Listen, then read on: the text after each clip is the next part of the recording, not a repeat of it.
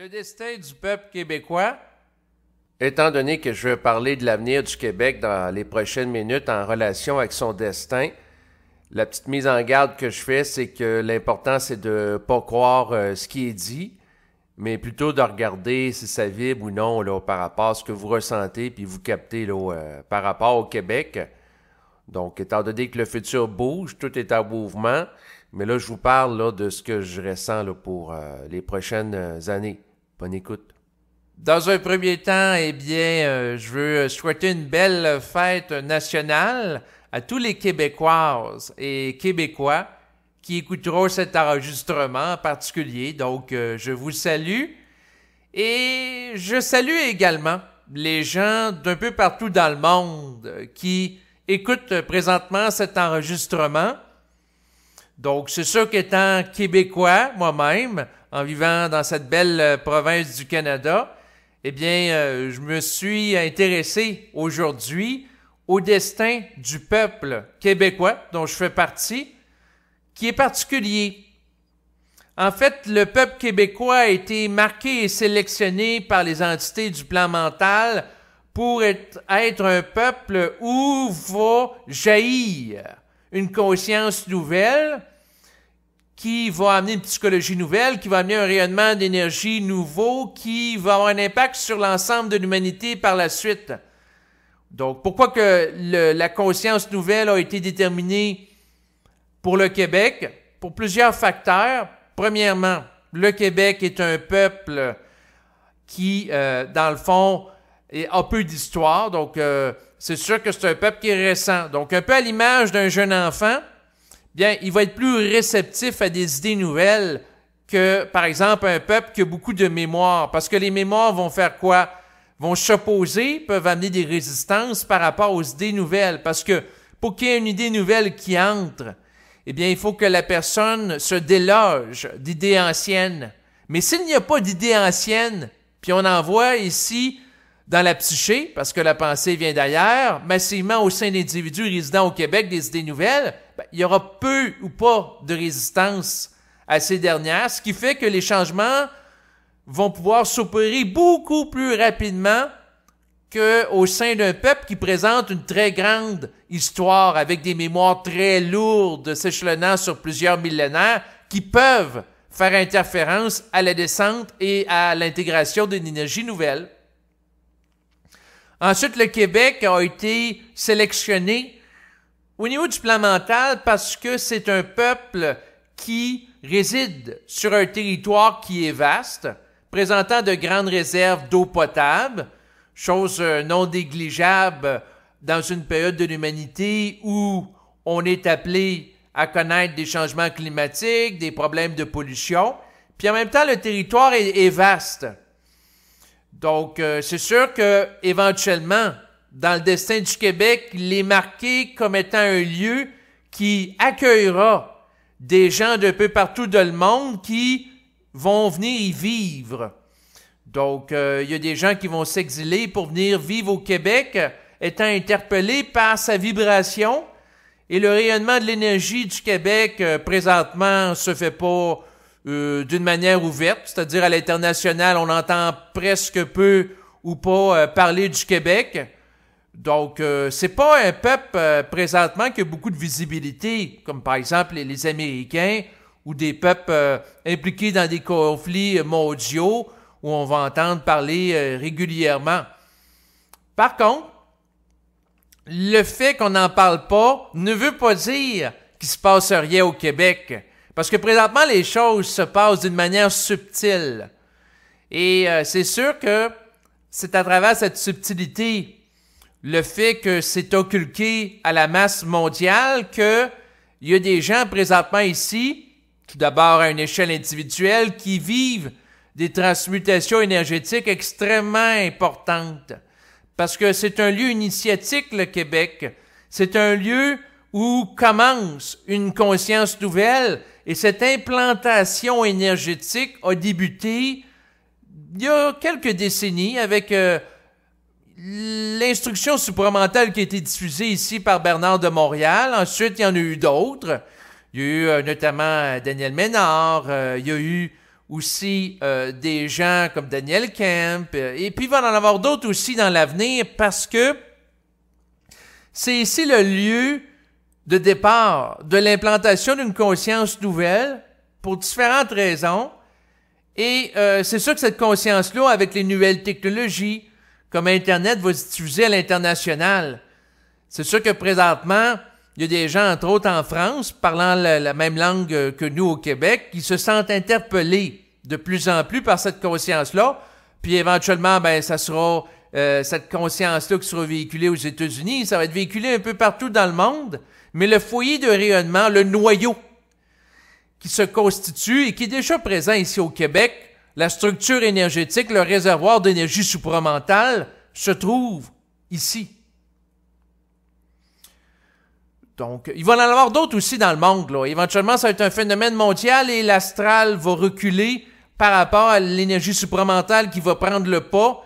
Et à partir de ce mouvement, ben, c'est sûr qu'il y aura éventuellement une gestion avec des gens qui auront intégré la conscience supramentale et une suffisante maturité psychique pour gérer la destinée des nations. Mais avant d'en venir là, les gens doivent apprendre à se gérer eux-mêmes.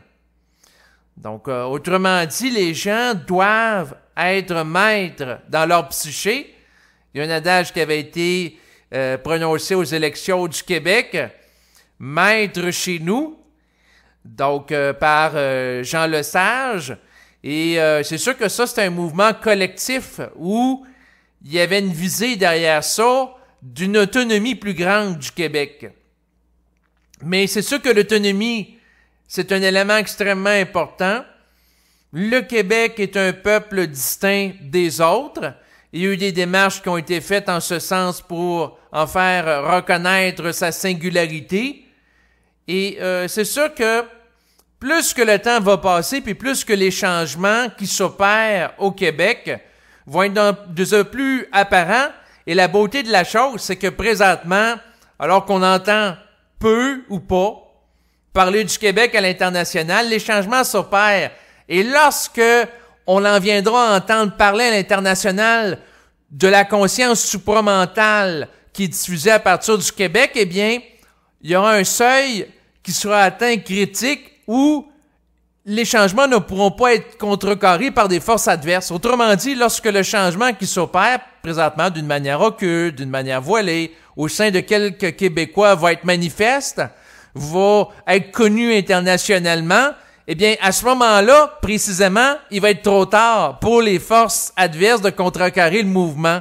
Ce qui veut dire que lorsque la conscience supramentale va rayonner, elle va être suffisamment forte pour faire face à l'adversité de d'autres peuples ou civilisations qui pourraient être hostiles à ce rayonnement d'énergie, qui va aller à l'encontre, par exemple, d'éléments associés à des mémoires anciennes, des rituels, des dogmes, des croyances. Et c'est sûr que la particularité du Québec, tranquillement, ça prend forme. Il y a notamment le fait que les Québécois, à travers le phénomène de la Révolution tranquille, ont délaissé massivement la religion. Les églises se sont vidées en à peine quelques décennies.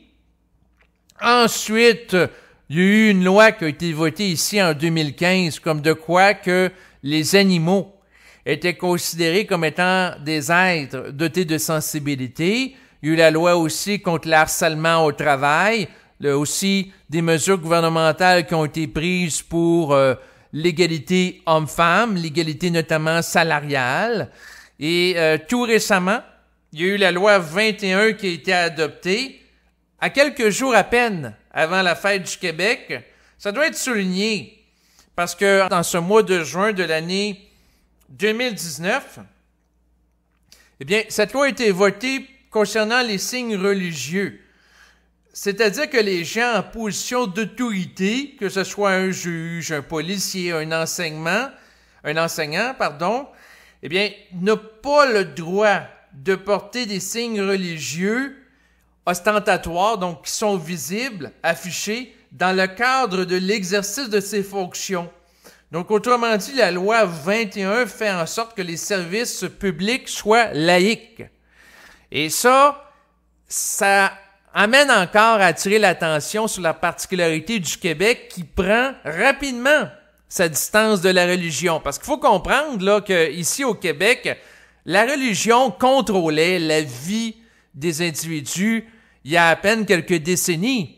Autrefois, les dirigeants politiques marchaient main dans la main avec le clergé. Le clergé a eu un impact sur certaines politiques québécoises. Et là, tranquillement, en à peine quelques décennies, le changement s'opère et les gens prennent une distance par rapport à la religion et c'est pas fini. Parce que dans le destin du Québec, c'est appelé à être un peuple laïque, c'est-à-dire qui fonctionne au-delà de la religion et de son influence et qui va favoriser le respect des libertés individuelles, la liberté de la femme en particulier. Donc, c'est un peuple qui va valoriser l'égalité homme-femme, le respect de l'enfant, le respect des adultes, et ainsi de suite. Donc, c'est sûr que ce qu'il faut comprendre aussi par rapport au Québec, c'est que la plus grande ressource du Québec, c'est pas les pâtes et papiers, c'est pas l'aluminium, c'est pas non plus l'hydroélectricité, bien qu'on soit reconnu à l'international pour les barrages hydroélectriques qu'il y a ici. Non, la plus grande ressource du Québec, c'est la vibration supramentale qui est en train de prendre émergence ici. C'est au-delà des ressources matérielles et physiques qui sont des formes. C'est la vibration qui est au-delà de ça qui va être générée par, au début, une poignée d'individus, mais éventuellement, il y aura une masse critique qui rayonnera à l'international et qui participera à la reconfiguration de l'échiquier mondial et éventuellement de l'administration de la Terre.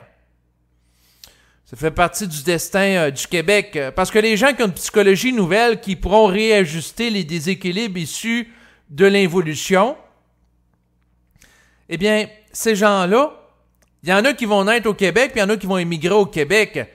Et puis, éventuellement, il y aura une masse critique qui va amener des changements au sein de la politique québécoise, mais éventuellement, ces changements vont avoir un impact à l'échelle internationale. Donc, des grandes organisations, si on pense notamment à l'ONU, sera influencée par la mentalité. C'est pas une mentalité, c'est par la vibration des Québécois. Vous voyez, la parole se réajuste. Puis ainsi de suite. Il va y avoir une contagion vibratoire qui va se répandre à l'échelle de l'humanité, dont la souche virulente du virus de la conscience nouvelle va avoir pris racine ici. Donc, l'une des souches plus virulentes de la conscience nouvelle va venir du Québec pour contaminer dans une vibration nouvelle des gens un peu partout dans le monde, mais dans le sens créatif, là, c'est pas une contamination qui va amener de la destruction ou qui va amener l'enlisement dans des formes rétrogrades. Non. Ça va être les gens qui vont absorber une vibration nouvelle qui va reconfigurer leur psyché, reconfigurer leur comportement, modifier aussi leurs paroles. Et c'est sûr que l'égrégore, la structure énergétique, eh bien, est ici. Puis en relation avec ça, ben, c'est sûr qu'à partir d'ici, du Québec, il y aura des activités, il y aura des conférences, il y aura des gens qui parlent. Et surtout, à ne pas négliger, il y a des gens qui vont s'adresser à l'ensemble de la Terre à partir d'Internet. Donc, il y a des gens un peu partout, puis c'est déjà commencé en France, qui commencent à s'intéresser au supramental, puis il y en aura dans différents pays, que ce soit en Afrique francophone, mais éventuellement, ça va dépasser la barrière des langues. Puis éventuellement, la vibration supramentale et l'instruction qui s'y rapporte sera traduite, que ce soit en espagnol, en anglais, en allemand, les principales langues. Puis ça va se répandre. Mais ça va commencer à être reçu par les pays les plus individualistes dans le monde, pour ensuite aller joindre des pays plus collectifs, si on pense par exemple à la Chine, qui est un pays communiste, donc qui accorde de l'importance à la dimension collective. Tandis que des peuples plus individualistes, si on pense aux États-Unis, à la France, vont être interpellés avant la Chine et d'autres pays asiatiques par la vibration supramentale parce que ce qui est favorable à son éclosion et à son intégration, c'est la possibilité de vivre l'individualité, la singularité. Donc, c'est sûr que ce qui est particulier de la conscience supramentale, c'est que c'est une conscience individuelle qui va se véhiculer par rapport au collectif, mais pas dans un mouvement de foule, mais dans un mouvement individuel, dans le sens que c'est une conscience qui va interpeller des gens un à un, puis éventuellement, ça va faire un groupe, puis éventuellement, ça va faire des peuples, et ainsi de suite. Mais c'est un à un que ça se passe, ce qui fait que ça va être long.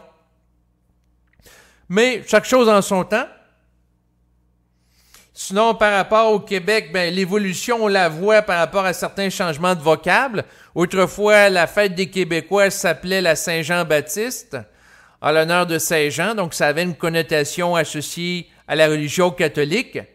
Puis là, on appelle ça la fête nationale. Donc ça l'a changé, et c'est sûr qu'il va y avoir un détachement par rapport aux formes religieuses qui va s'opérer et s'accélérer au fil des prochaines décennies, dans le sens que la laïcité de l'État va mettre de la pression pour que les noms de rues, des noms d'édifices publics, n'aient plus de connotation religieuse. Donc c'est sûr que quand j'étais jeune, je vivais à Québec et j'allais à l'hôpital L'Enfant Jésus. Donc c'est associé à la religion catholique, et on aura d'autres noms qui viendront remplacer les noms anciens. Sinon, pour ce qui est de la beauté du Québec, c'est parce que c'est une terre où la femme est très respectée. La femme, c'est sûr qu'il peut y avoir encore du progrès à faire par rapport à certains éléments de la vie en société de la femme, mais c'est un des endroits où la femme bénéficie de droits, d'opportunités de développement aussi, de prendre sa place sur le marché du travail, qui ne sont pas nécessairement présentes en termes de conditions sociales au sein d'autres peuples. Donc, c'est un lieu où la femme est privilégiée. Et l'une des caractéristiques du Québec, c'est d'incarner le principe de l'esprit. Si on reprend la Trinité, il y a le Père, le Fils et l'Esprit. Ça, c'est une formulation masculinoïde, patriarcale du principe. Donc, le Père, c'est masculin. Le Fils, c'est masculin. Et l'Esprit, c'est un vocable masculin, un mot masculin, mais LT, c'est un voile. Parce que derrière l'Esprit, c'est la femme. Donc, pour avoir un enfant, pour qu'il y ait un fils ou une fille, ça prend un père, puis ça prend une mère, puis là, ça donne place à un enfant. Donc, autrement dit, l'Esprit, c'est la dimension intériorisée, la dimension féminine, l'anima, pour reprendre un vocable de Carl Gustav Jung. Alors que le volet extériorisé, le volet masculin, le volet yang, l'animus, c'est un élément associé à l'aspect masculin, mais ici, c'est l'esprit qui va être incarné.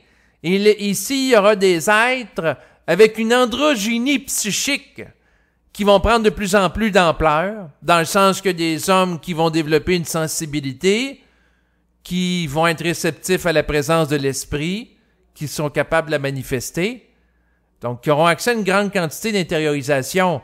Et c'est sûr que ce qui va changer avec l'avenir, ça sera la vibration supramentale qui est en relation avec le Québec, mais c'est la sensibilité des gens en relation avec des éléments traditionnellement associés au volet féminin qui fera la différence. Parce que après tout, entre autres en Occident, pendant des millénaires, ça a été le volet masculin, le volet extériorisé qui a permis de construire des villes, des civilisations, le volet aussi expansif qui a fait en sorte que, par exemple, des gens d'Espagne ont été en Amérique, ensuite l'Angleterre qui est venue ici sur le continent nord-américain. Mais là, pour contrebalancer ça, ça sera le volet, non pas d'extériorisation, mais ça sera un principe d'intériorisation compensatoire par rapport à ça, qui s'illustre notamment dans la psychologie nouvelle, qui va rééquilibrer éventuellement les êtres au niveau international, parce que les gens qui sont très extériorisés, éventuellement, doivent s'intérioriser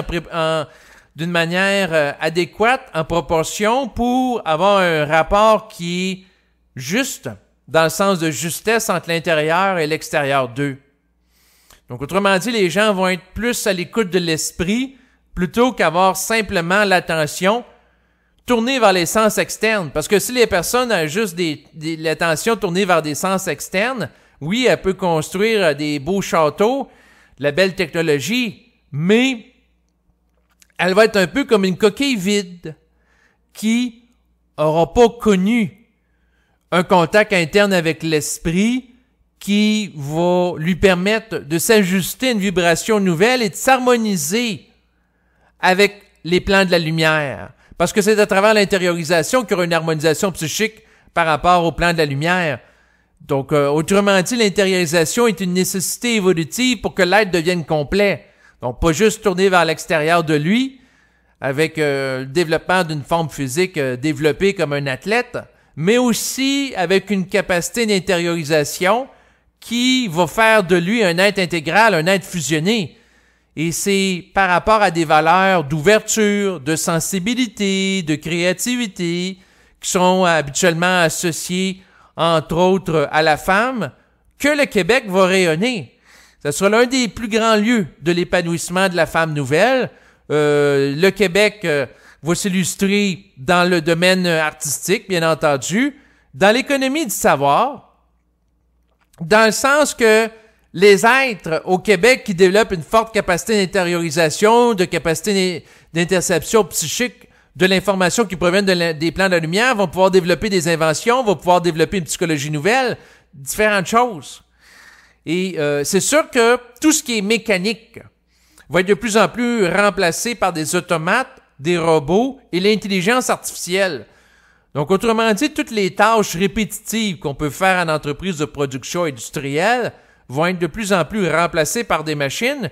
Et à ce moment-là, pour que quelqu'un puisse se démarquer dans l'économie du savoir, eh bien, il va falloir que la personne soit créative. Parce que la chose que la machine ne fait pas, c'est d'être créative. Et même les algorithmes sophistiqués de l'intelligence artificielle peuvent générer des permutations de formes, mais ne peuvent pas générer une vibration nouvelle comme celle qui va sortir de la bouche de l'individu nouveau qui va prendre racine, qui va émerger ici du Québec. Donc, la vibration de la parole ne pourra pas être générée par la machine, quand même qu'il y ait des machines sophistiquées qui vont pouvoir générer de nouveaux motifs musicaux en échantillonnant des motifs anciens qui ont été des succès pour générer de nouveaux succès à partir d'anciens. Ça ne pourra pas amener cette vibration-là. Donc, la richesse du Québec sera les gens qui auront une psychologie nouvelle et qui auront une vibration nouvelle. Donc, ça va être dans un savoir-être, le savoir-faire, la technologie, la technique. Eh bien, ça s'adresse à l'intellect. Et puis, ça a son utilité, mais de plus en plus, les fonctions intellectuelles, si on pense à celles de calcul, d'addition, soustraction, multiplication, division, sont remplacées de plus en plus par les machines. Et à ce moment-là, ben, si les machines font les tâches répétitives, les tâches physiques, les tâches intellectuelles, il faut se démarquer en faisant des choses que les machines ne font pas. C'est-à-dire de générer quelque chose d'une manière créative.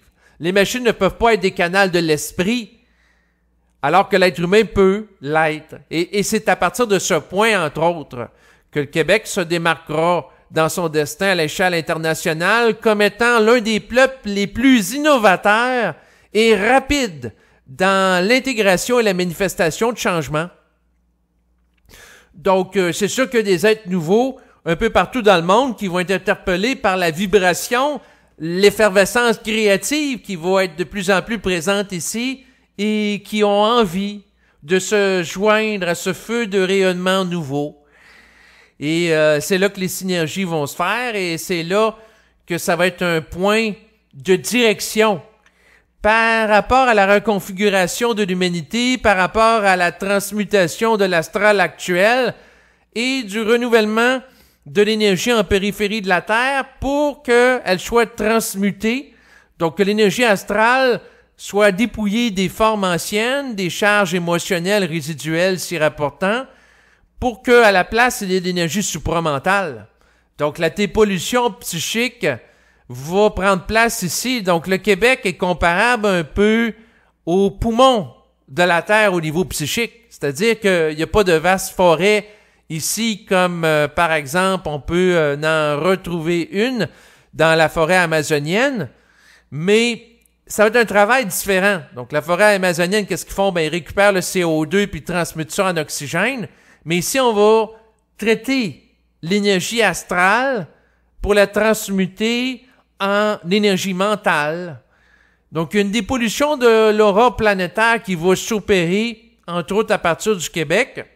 Et ce mouvement-là va s'accélérer à mesure que les événements chocs qui vont ébranler l'humanité vont se manifester et qui vont favoriser l'émergence sur Terre de la présence de nouveaux initiés qui seront confrontés à la présence en eux de l'esprit et à la nécessité rapide de s'intérioriser pour changer radicalement de mode de fonctionnement, étant donné que le mode de fonctionnement ancien qu'ils avaient ne sera plus adapté avec les changements qui vont s'opérer lors des événements de fin de cycle.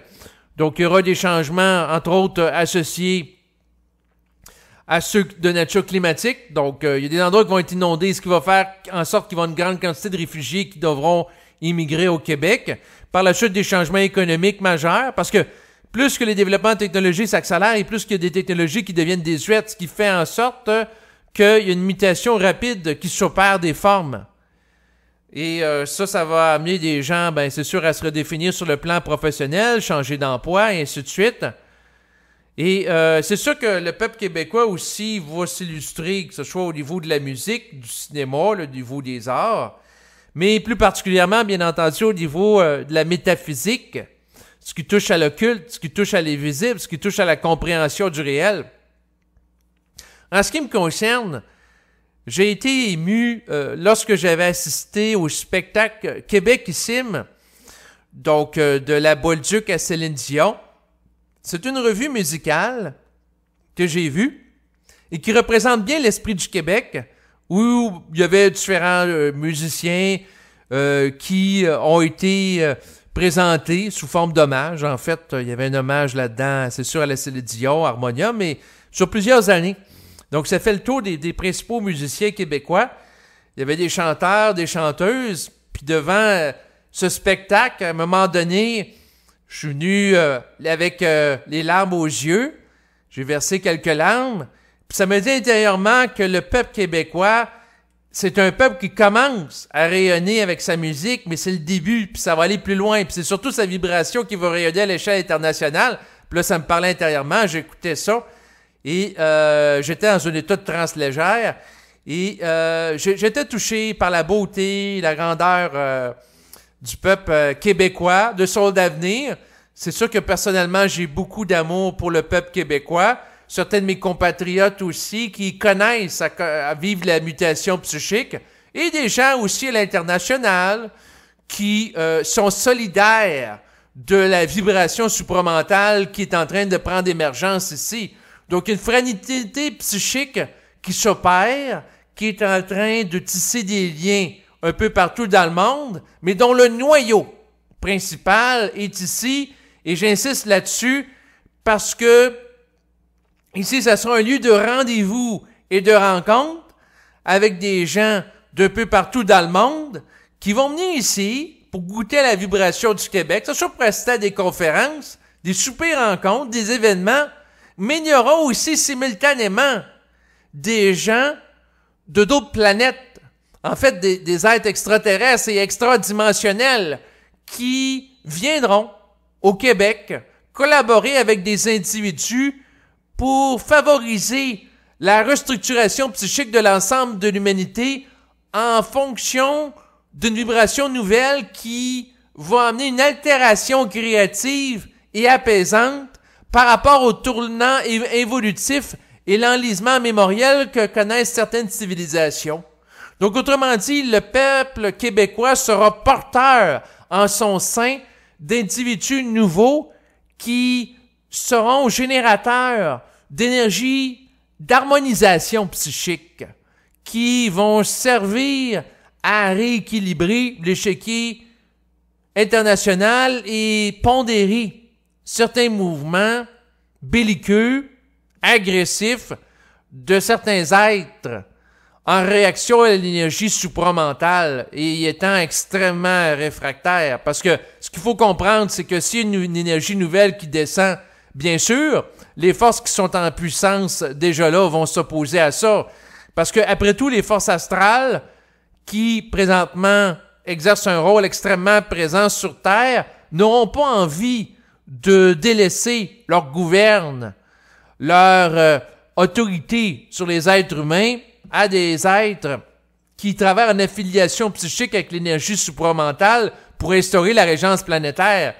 Donc, qu'il y ait un changement de gouvernance qui s'opère. C'est sûr que le gouvernement ancien, invisible et occulte, administré par des êtres sur les plans astraux, va s'opposer avec une force, une intensité à l'émergence et la pénétration psychique d'énergies nouvelles, même si ce gouvernement sait très bien que c'est juste une question de temps avant que ça se fasse. Mais il y a des gens qui sont attachés au pouvoir puis ils veulent l'avoir le plus longtemps possible. Donc, il va y avoir des résistances au changement, mais tout ça va s'opérer. Puis c'est sûr que l'un des lieux clés par rapport à l'administration de la conscience nouvelle, bien, il va être au niveau du Québec. C'est clair qu'il y aura des gens un peu partout de là qui ont été marqués dans leur destin pourvu la fusion, qui vont se diriger par rapport à d'autres pays, puis qui peuvent donner des conseils au niveau politique et ainsi de suite, mais qui vont rayonner de leur énergie, puis tranquillement, ben, le changement va s'opérer au fil du temps, tout simplement. Sinon, c'est sûr qu'en complétant cet enregistrement, je voulais quand même rendre hommage à certains Québécois qui sont des pionniers dans le domaine de l'esprit, dans le domaine de la diffusion d'une conscience nouvelle, une énergie nouvelle. Parmi eux, bien, c'est sûr qu'il y a Bernard de Montréal, qui a déversé sur le Québec pendant plusieurs années l'instruction supramentale qui l'a canalisée. Ensuite, c'est sûr qu'il y a aussi le philosophe jovialiste André Moreau, qui, avec sa philosophie nouvelle, prépare le terrain pour des changements. Ensuite, il y a l'ufologue québécois Jean Cazot, il y a le Doc Mayou aussi. Donc, j'ai nommé des gens dans différents secteurs, c'est-à-dire que Bernard de Montréal, eh bien, lui, c'est un destructeur supramental. Ensuite, il y a le philosophe jovialiste André Moreau, Jean Cazot, ufologue et métaphysicien. Le Doc Mayou, ben, il œuvre dans le domaine de la psychologie, c'est un psychiatre. Et tous ces gens-là, à travers leurs propos, à travers leurs manifestations publiques, favorisent l'émergence d'un Québec renouvelé après un passé religieux au niveau psychique. Donc, il y en a d'autres aussi, là. C'est sûr que c'est pas une liste exhaustive, mais mon objectif, c'était de rendre hommage aux Québécois qui, présentement, sont en train d'initier des changements de par ce qu'ils véhiculent, de par leurs vibrations, de par les idées qu'ils vont communiquer. Et c'est important de souligner ça parce que, éventuellement, la place du Québec sera reconnue à l'échelle de l'humanité. Mais quand ça sera reconnu, c'est que le noyau qui est encore fragile présentement de gens qui goûtent une conscience supramentale va être tellement consolidé qu'il va déborder du Québec. C'est tout simplement ça. Et là, on ne pourra pas revenir en arrière. C'est un peu comme une réaction en chaîne qui est enclenchée et qui, dépassé un certain stade, devient irréversible et incontrôlable. Et quand le destin particulier du Québec sera connu à l'ensemble de l'humanité, eh bien, il sera trop tard pour certaines forces d'y faire obstacle. Fait que c'est ça la beauté des choses, puis l'intelligence que présentement, la conscience supramentale, c'est plutôt voilé ou occulte. Mais pendant ce temps-là, les gens changent puis cheminent. Puis c'est pas parce qu'on n'en parle pas que ça n'existe pas, c'est un peu comme le phénomène extraterrestre. C'est pas parce que présentement les médias de masse n'en parlent pas qu'il n'existe pas. Mais éventuellement, les extraterrestres qui viendront sur Terre auront à rendre des comptes à des administrateurs québécois et aussi de d'autres peuples, mais il y aura un autre noyau particulier ici qui s'occuperont d'administrer le rapport avec les êtres de d'autres planètes pour s'assurer qu'ils respectent les paramètres éthiques de la charte des êtres vivants sur Terre, dans le sens que il sera plus permis à des êtres extraterrestres de kidnapper, d'enlever des êtres humains à leur insu pour procéder à des expériences génétiques. Et les êtres extraterrestres auront à rendre des comptes aux êtres qui ont vécu la fusion, étant donné que leur vibration va les mettre en position d'autorité par rapport à eux au lieu de soumission ou de fascination. Il y en aura en particulier des êtres au Québec qui s'intéresseront à l'exopolitique et à l'administration des rapports entre les êtres de la Terre et de d'autres peuples. Mais pour conclure cet enregistrement en beauté, disons que le destin du Québec est grandiose. Présentement, on le voit pas tellement, mais il y a des petites choses comme la loi 21 auxquelles je faisais allusion qui laissent transparaître ça, puis il y en aura d'autres, puis ça va se multiplier avec les années et ça va s'accélérer. Ce qui va faire que tôt ou tard, ben, le côté différent, le côté divergent des Québécois par rapport aux mémoires anciennes va de plus en plus s'afficher. Puis il y aura une différence aussi qui va s'amplifier de taux vibratoire entre le Québec et d'autres peuples aussi, qui va faire que la différence va être de plus en plus présente. Mais éventuellement, il y aura un rajustement et un rehaussement du taux vibratoire de l'ensemble de l'humanité, là, bien entendu, là, au fil du temps. Une mise à jour, une mise à niveau qui s'opérera en relation avec les activités et le rayonnement énergétique de certains pionniers de la conscience qui prennent naissance ici au Québec. Pour des raisons de loi d'incarnation et de réincarnation, il y a un rassemblement de certains esprits, donc c'est un point de rendez-vous pour construire quelque chose de nouveau. Et en terminant, bien, je redis encore une fois, bonne fête pour les gens du Québec, donc bonne fête nationale. Et puis, le meilleur pour le Québec reste à venir, puis ça va aller de mieux en mieux. Ça va quand même déjà bien au niveau économique. C'est sûr qu'il y aura éventuellement des tensions associées au changement climatique et à la reconfiguration de l'économie mondiale, mais le Québec est appelé à se dépolluer rapidement de l'énergie astrale. Fait que il va y avoir un rehaussement qui va se faire de plus en plus rapidement là, dans les prochaines années. Fait que c'est intéressant. Donc là-dessus, je vous laisse et je vous dis à bientôt. Au revoir.